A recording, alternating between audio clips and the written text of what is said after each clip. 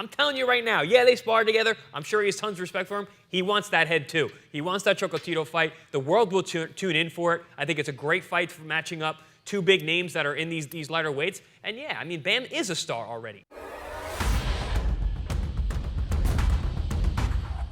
Welcome into boxing scene's top stories here on ProBox TV. Download the ProBox TV app. Never fall behind in your boxing news. When you talk about young champions that are incredibly exciting, you have to talk about Bam Rodriguez, 20-0. He'll be defending his title this weekend against Pedro Guevara of Mexico. Is it the best possible fight? And what is in the future for this young man? Jimmy Smith in studio alongside, of course, the champs, Paulie Malignaggi, Chris Algieri, and famed coach Teddy Atlas joining us as well. Paulie, let me start out with you. Let's talk about the Guevara fight a little bit. Much bigger names, but they are in the future in this particular weight class. What do you think about this fight? Will it test the young Bam Rodriguez, who has looked spectacular so far?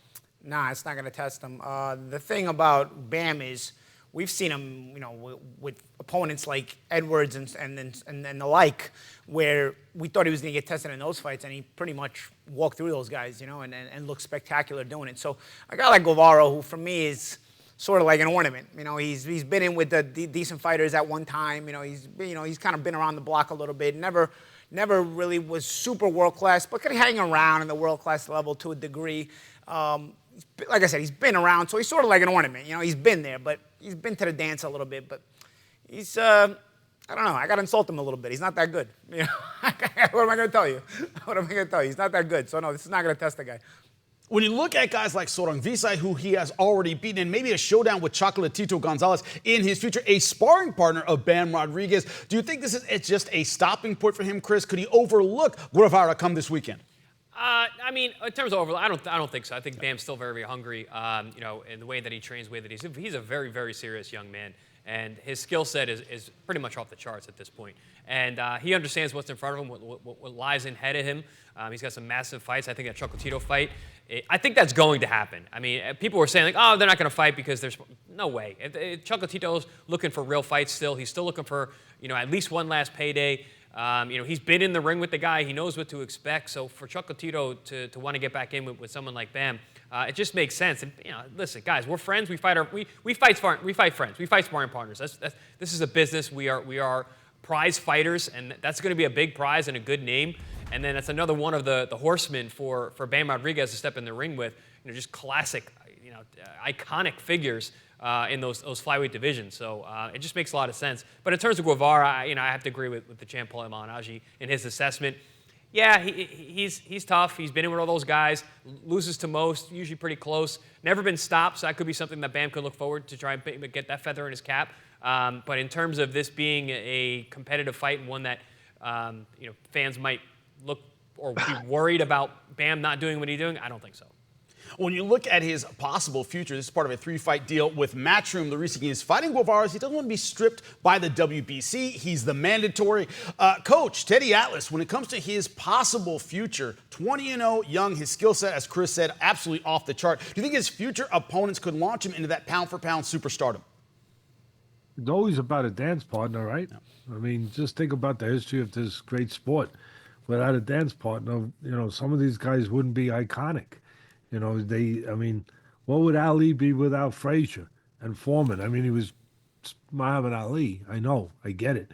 His stances outside the ring, everything else. His being forced out of boxing for 3.5 years, incredibly coming back with the fight of the century in Madison Square Garden, all of that. But still, you gotta. Fred Astaire needed Ginger Rogers. You gotta have that dance partner. And yeah, to your point, they're out there. They're out there, and also to both the champions' points, that I think one thing for the people to look forward to with Guevara is it'll be a good fight for while it lasts, because the styles make fights, and Guevara's right there. That's part of the reason why the two champs are right, that I think youth will be served. I think at the end of the day, that Bam Bam will be too strong, too relentless, too young for Guevara. But Guevara is a guy that will make a good fight. I mean, he's right there. He's you're not going to have to look for him He goes to the body just like Bam Bam does. You know, the only problem is that, again, younger, stronger, relentless. That's a tough combination against a guy who's been a warhorse. There's no knocking Pedro Guevara. You know, he's got 46 fights, but he's 35 years old. There's, like we say, there's miles on that odometer. So I think it'll be a good fight while it lasts. I think it'll be a bit of a phone booth fight.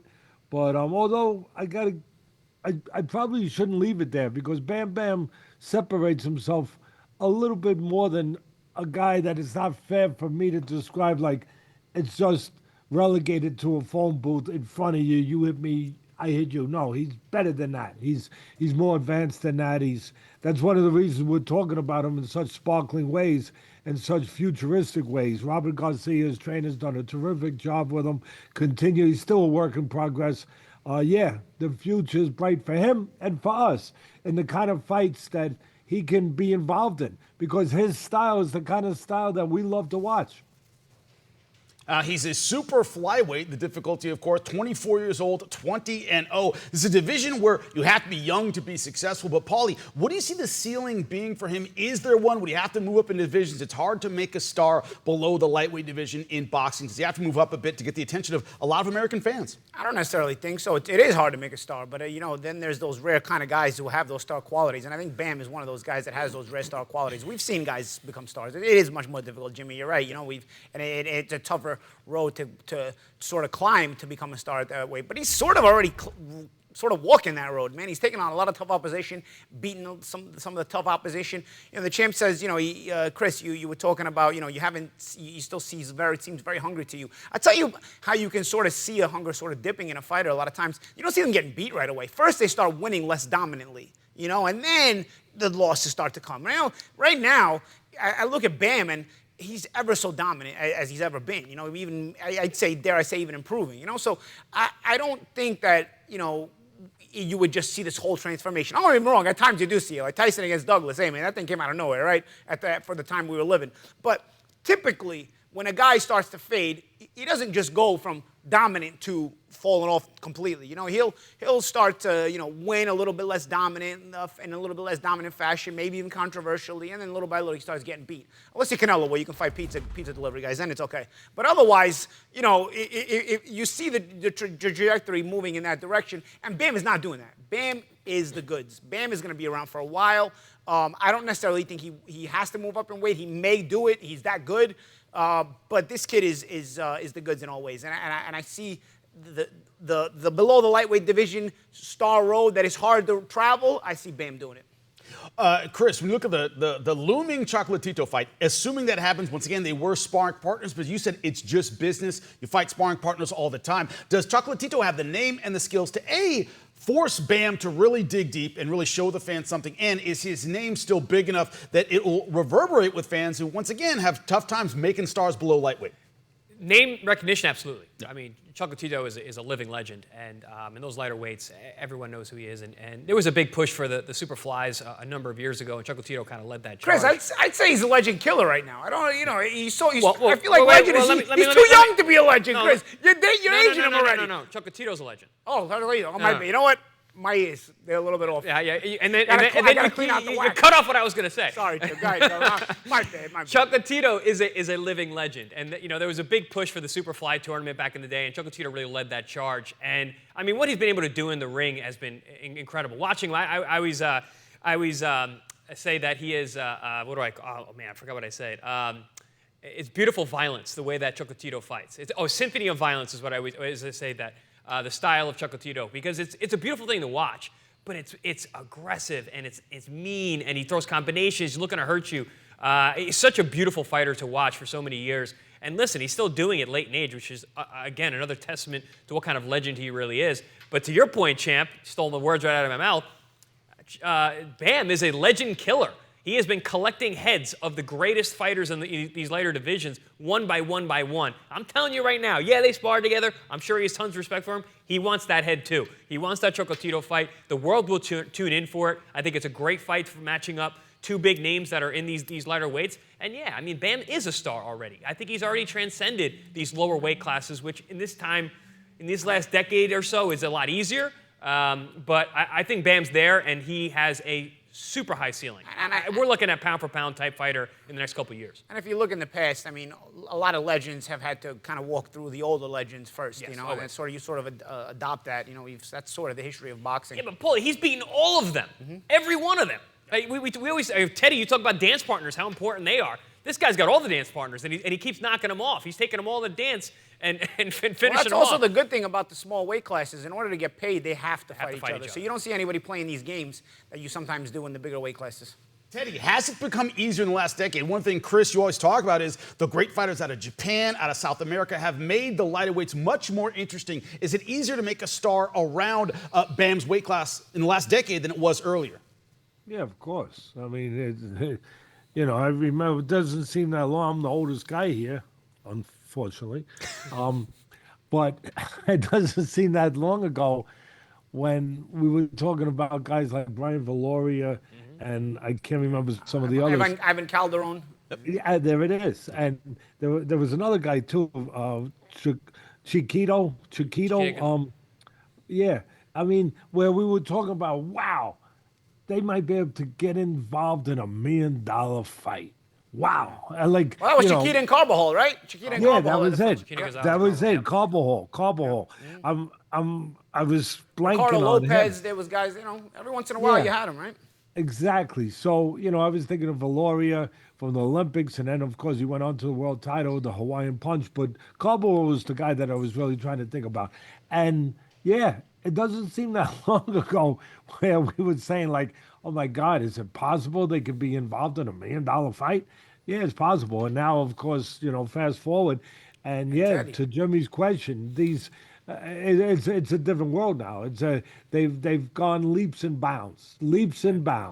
Teddy, and Chiquita and Carbajal, they weren't $1 million fight when $1 million was $1 million. Yeah. Well, that's and that's to the point. That's what made it so, you know, such a huge you know, milestone. Not just the Bucks, but what the Bucks stood for, and that it hadn't been done, and just how remarkable it was to be talking about guys that light would bring that kind of money, that kind of attention. So again, to Jimmy's point, yeah, it's a different time. It's easier to do it today. There's no doubt with the advent of, you know, all the availability of social media and all the cable and everything else, and just everybody being recognized and everyone being out there. The world has become smaller. And $1 million isn't $1 million today. So it's got to be you're 6 million, You're, right? you're right.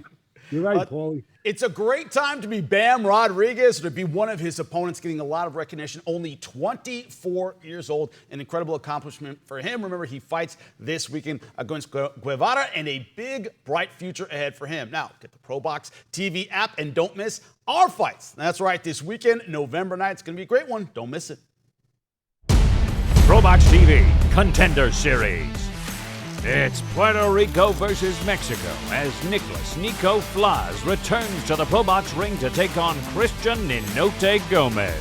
Darrell Blast Val Saint looks to keep his undefeated record against Angel Relampago Ruiz. And don't miss former world champion Jojo Diaz as he returns to the ring in search of glory. For more ProBox TV, scan the QR code on the screen or go to the App Store and Google Play. ProBox TV, your boxing channel.